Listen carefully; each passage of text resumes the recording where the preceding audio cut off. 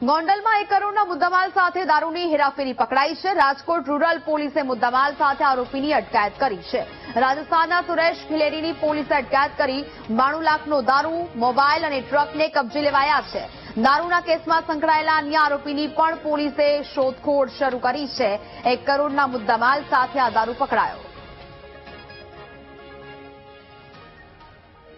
તો જામનગરમાં રાત્રે વીજ કંપનીની કચેરીએ સ્થાનિકોએ હલ્લાબોલ કરી દીધો। 2 દિવસથી વીજળી ગુલ હોવાથી નાગરિકો પરેશાન છે।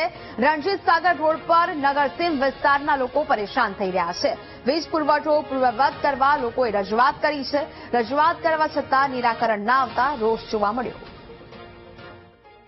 અમુક જગ્યાએ રાત્રિના સમયે પાવરના જે તકલીફો ઊભી થઈ હતી એના માટે રાત્રે જ દરેક સબ ડિવિઝનના સ્ટાફ અને તેમની ટીમોએ ખૂબ જ જહેમતથી કામગીરી ચાલુ કરી અને બધા જે કંઈ ફોલ્ટ હતા એને શોધી અને એને દૂર કરવાની જહેમત ઉઠાવી હતી। અને આખી રાતમાં શહેરમાં બંધ થયેલા આશરે 30 જેટલા ફીડરોને વહેલી સવાર સુધીમાં ચાલુ કરી દીધા હતા।